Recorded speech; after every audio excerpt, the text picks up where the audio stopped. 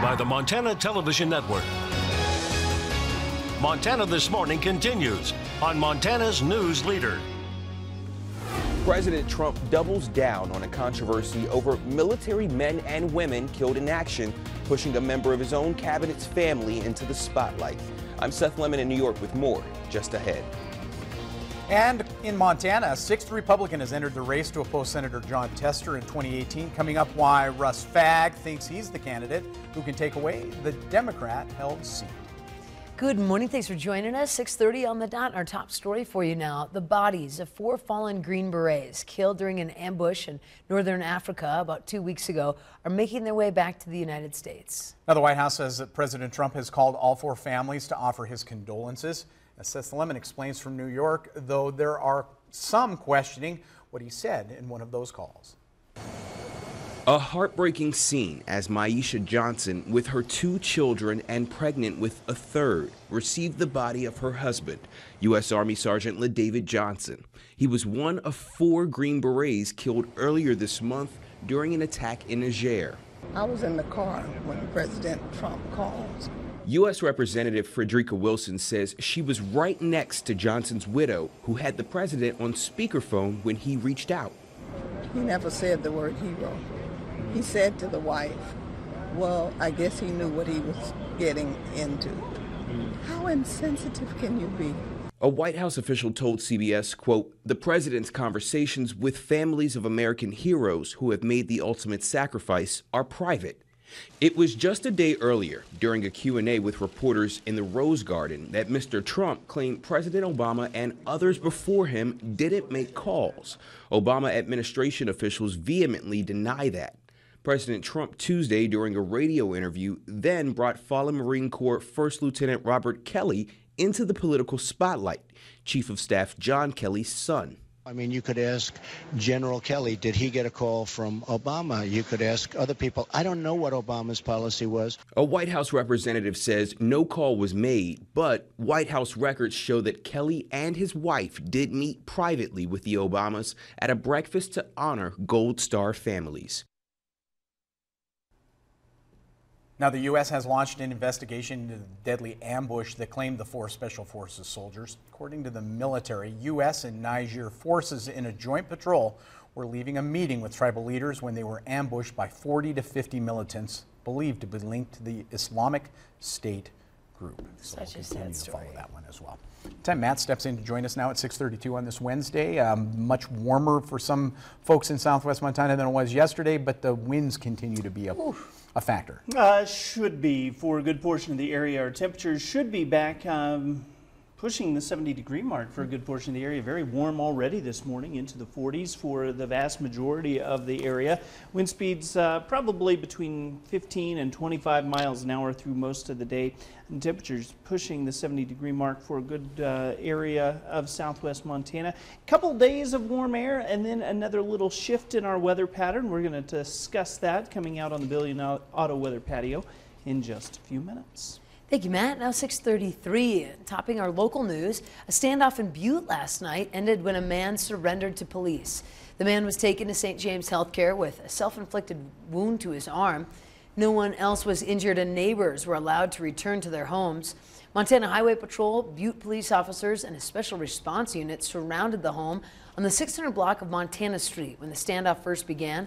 Aluminum to Platinum streets were closed during the incident, and some nearby homes were evacuated.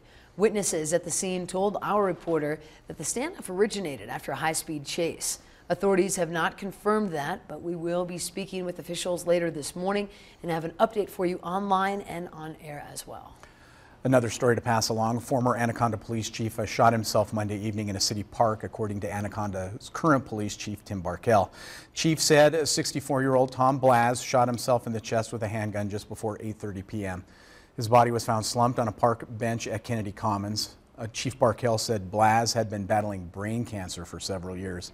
Blaz's wife and adult son had also died in recent years. Police have not found a suicide note at the scene, but are searching his residence. Chief Barkell said that this is a very tough time for his department, and their thoughts and prayers are with the victim's family. And Montana's newest U.S. Senate candidate is taking his first official campaign tour to the state, Republican Russ Fagg of Billings. Now, he also spoke with MTN's chief political reporter Mike Dennison, who files our report.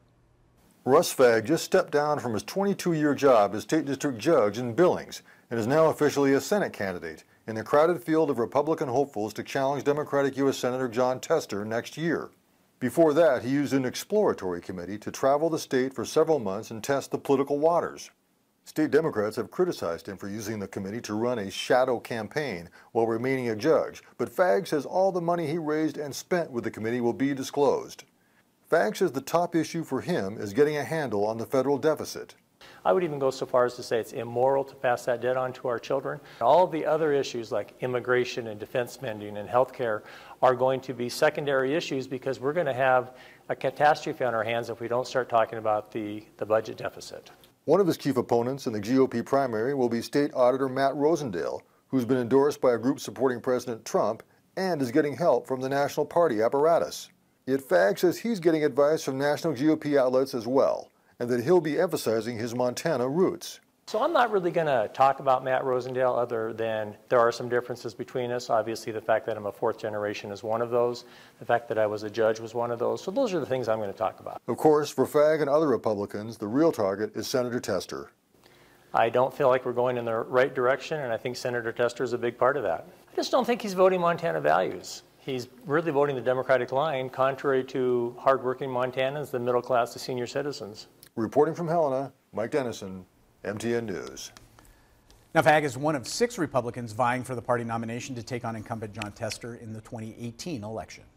And the election for city commissioners and mayor is coming up quickly. Before you can cast your vote, you can get to know the candidates when the League of Women Voters and Forward Montana host a candidate forum on Thursday.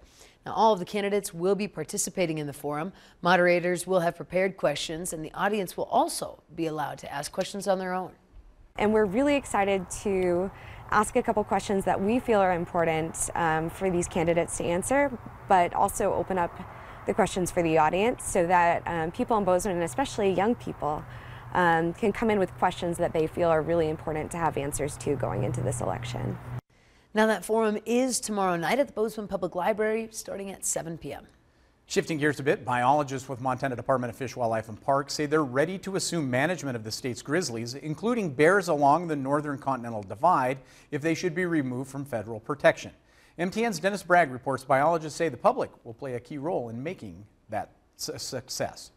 Unlike the bears in Yellowstone National Park, which are removed from the protective cover of the endangered species list this year, the grizzlies on the northern Continental Divide ecosystem are still a threatened species. But during a presentation this week, panelists say the bears are recovered, with more than 1,000 roaming not only in Glacier National Park and the Bob Marshall, but far out into the plains east of the front, which was their historic habitat. This core area that we wanted to protect and reduce mortality in, we have succeeded in doing that. And we have ways to estimate the sustainable mortality, and at this point we're way below those numbers, and we have a pretty good idea of how to manage that in the future. Some conservation groups are worried the state will be up to the challenge of managing delisted bears, but Costello says the state has decades of experience. We have 10 people that work on bears, and most of those people primarily work on grizzly bears. There is no other species in this state that gets that kind of singular effort from FWP. Panelists said while the NCDE population of bears is recovered, there's still lots of work to be done. That includes coming together, using science to plan the next steps, and avoiding the lawsuits filed by non-governmental agencies that they say are blocking further progress and fostering public involvement. The public and our carnivores deserve better, and this continual struggle that is ongoing and is typified by wolves and to some extent grizzly bears is negative for these animals. What's interesting to me is how are we going to move forward? How are we going to get bears in all of those other ecosystems? How are we going to increase the acceptance of bears into areas where they have not been previously before or haven't been in hundreds of years? In Missoula, Dennis Bragg, MTN News. Now, Costello says 95% of the sow grizzlies are surviving from year to year, which is well above management goals. And the big issue before the Belgrade City Commission this week dealt with rezoning. The number of people attended Monday's meeting to voice opinions on a subdivision on the north side of town. 18 people spoke up about the proposal to rezone a single-family property to a multifamily. The majority of those spoke against rezoning for multifamily use because of the safety concerns and an increase in traffic in that area. The council then took the public comment, listened to the developer and the engineer, and then voted 4-0 to pass the first reading, which means it then goes to the second reading and invite people to come out and voice their opinion. Now, the next reading will be held at the Belgrade City Hall on November 6th, and that starts at 7 p.m. Another note to pass along, Montana Highway Patrol says it will provide front license plate waivers. In Montana, you're required to have a front license plate visible in your vehicle at all times. MHP says waivers will be issued on a limited basis for vehicles that have a body construction preventing a license plate bracket installation. If a bracket can be purchased and installed, a waiver won't be issued. Now, the waivers are non-transferable and must be kept in the vehicle at all times. You can find out more at our websites. Again, time for a quick break here on Montana This Morning. Here's what's coming up later on CBS This Morning. Good morning. Ahead here on CBS This Morning, we're at the White House with new controversy over President Trump's call to the family of a fallen soldier. And Oprah Winfrey is here in Studio 57. She has a new book based on her TV show, Super Soul Sunday. We'll see you right at 7.